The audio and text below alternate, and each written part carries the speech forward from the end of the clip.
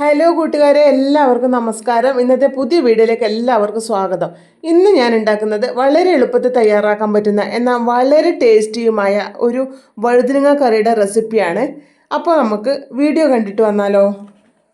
അതിനായി ഈ വലുപ്പത്തിലുള്ള 2 വഴുതനങ്ങയാണ് ഞാൻ എടുത്തത്. ഇപ്പോൾ ഒരു വഴുതനങ്ങ ആയാലും കുഴപ്പമൊന്നുമില്ല. അപ്പോൾ വഴുതനങ്ങ ഇതുപോലെ വട്ടത്തിൽ മുറിച്ചിട്ട് കറ കളയാൻ വേണ്ടിയിട്ട് വെള്ളത്തിലിട്ട് വെച്ചിട്ടുണ്ട്. അപ്പോൾ വഴുതനങ്ങ വെള്ളത്തിൽ നിന്ന് നന്നായി കഴുകിയെടുത്ത് മാറ്റിയിട്ടുണ്ട്. ഇനി അതിലേക്ക് 1/4 ടീസ്പൂൺ ചുവന്നമുളക് പൊടിയും 1/4 ടീസ്പൂൺ മഞ്ഞൾ പൊടിയും ചേർത്ത് കൊടുക്കാം.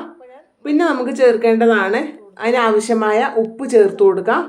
അപ്പോൾ ഉപ്പ് ചേർത്ത് കൊടുത്തതിന് ശേഷം നന്നായി കൈകൊണ്ട് മിക്സ് ചെയ്ത് 10 മിനിറ്റ് ഒന്ന് മാറ്റി വെക്കാം. ആദ്യം തന്നെ നമ്മൾക്ക് ഒരു പാൻ അടുപ്പിൽ വെച്ച് ഒന്ന് ചൂടാക്കി എടുക്കാം. ഇത് ചൂടായതിന് ശേഷം അതിലേക്ക് ഫ്രൈ ചെയ്യാൻ ആവശ്യമായ വെളിച്ചെണ്ണ ഒഴിച്ചു കൊടുക്കാം. അപ്പോൾ എണ്ണ നന്നായി ചൂടായിട്ടുണ്ട്. ഇനി അതിലേക്ക് നമ്മൾക്ക് അരവ് പുരട്ടിയ വഴുതനങ്ങ കഷ്ണങ്ങൾ ഓരോന്നായി വെച്ച് കൊടുക്കാം. അപ്പോൾ പതുക്കെ ഇട്ട് കൊടുക്കണം കേട്ടോ, അല്ലെങ്കിൽ മേലേക്ക് തെറിക്കും. അപ്പോൾ നമ്മൾക്കത് ഫ്രൈ ചെയ്തെടുക്കാം. അപ്പോൾ വഴുതനങ്ങയൊക്കെ കരിയാതെ എല്ലാം ഫ്രൈ ചെയ്ത് എടുത്തിട്ടുണ്ട്. ഇനി നമ്മൾക്ക് കറി തയ്യാറാക്കാൻ തുടങ്ങാം. അതിനായി ഞാൻ ഒരു മൺചട്ടി ചൂടാവാൻ വെച്ചിട്ടുണ്ട്. ചൂടായതിനു ശേഷം അതിലേക്ക് വെളിച്ചെണ്ണ ഒഴിച്ചു കൊടുക്കാം. അപ്പോൾ ചട്ടി ചൂടായതിന് ശേഷം അതിലേക്ക് 1.5 ടേബിൾ സ്പൂൺ വെളിച്ചെണ്ണ ഒഴിച്ച് കൊടുത്തിട്ടുണ്ട്. അത് വീഡിയോ കട്ടായി പോയതാണ് കേട്ടോ. ഇനി അതിലേക്ക് നമ്മൾക്ക് 1/4 ടീസ്പൂൺ ഉലുവ ഇട്ട് കൊടുക്കാം. അപ്പോൾ ഉലുവ ഒന്ന് പൊട്ടി തുടങ്ങുന്ന സമയത്ത് തന്നെ നമ്മൾക്ക് അതിലേക്ക് 1/4 ടീസ്പൂൺ കടുക് ചേർത്ത് കൊടുക്കാം.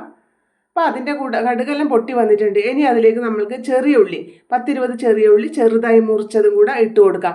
അപ്പോൾ അതിൻ്റെ കൂടെ തന്നെ പച്ചമുളക് 10 വെളുത്തുള്ളി ചെറുതായി മുറിച്ചതും കൂടെ ചേർത്ത് കൊടുക്കാം. പിന്നെ ഇനി ചേർക്കേണ്ടതാണ് ഒരു ചെറിയ കഷ്ണം ഇഞ്ചി നീളത്തിൽ മുറിച്ചത് കൂടെ അതിൻ്റെ കൂടെ ചേർത്ത് കൊടുക്കാം. അപ്പോൾ ഇതെല്ലാം നമ്മൾക്ക് നന്നായി മൂത്ത് വരുന്നത് വരെ, ബ്രൗൺ നിറാവണ്ട, കുറച്ച് നന്നായി ഒന്ന് വഴറ്റിയെടുത്താൽ മാത്രം മതിയാവും. ഇഞ്ചി വെളുത്തുള്ളി ചെറിയ ഉള്ളി പച്ചമുളക് എല്ലാം നന്നായി മൂത്ത് വന്നിട്ടുണ്ട്, കരിഞ്ഞു പോകരുത്. ഇനി നമ്മൾക്ക് അതിലേക്ക് തൈര് ചേർത്ത് കൊടുക്കാം. തൈരിൻ്റെ കൂടെ തന്നെ അതിന് വേണ്ടുന്ന ഉപ്പും മഞ്ഞൾപ്പൊടിയും ചേർത്ത് കൊടുത്തിട്ടുണ്ട്. ഞാൻ 1/4 ടീസ്പൂൺ മഞ്ഞൾപ്പൊടിയാണ് ചേർത്ത് കൊടുത്തത്. അപ്പോൾ നമുക്ക് തൈര് ചേർത്തതിന് ശേഷം ഫ്ലെയിം ഒന്ന് ഓഫാക്കി കൊടുക്കാം കേട്ടോ. തൈര് ചേർത്താൽ പിന്നെ ഫ്ലെയിം ഒന്ന് ഓണാക്കി കൊടുക്കരുത്. അപ്പോൾ അത് നന്നായിട്ട് പിരിഞ്ഞു പോകും. അപ്പോൾ കറിയുടെ ടേസ്റ്റൊക്കെ ആകെ മാറി കിട്ടും. അങ്ങനെ തൈരൊക്കെ ചേർത്ത് നന്നായി ഒന്ന് മിക്സ് ചെയ്ത് എടുത്തിട്ടുണ്ട്. ഇനി നമ്മൾക്ക് അതിലേക്ക് ഫ്രൈ ചെയ്ത് വെച്ച വഴുതനങ്ങ കഷ്ണങ്ങൾ ചേർത്ത് കൊടുക്കാം. അപ്പോൾ വഴുതനങ്ങ കഷ്ണങ്ങൾ ചേർത്ത് കൊടുത്തതിന് ശേഷം ഉടച്ചു കൊടുക്കരുത് കേട്ടോ.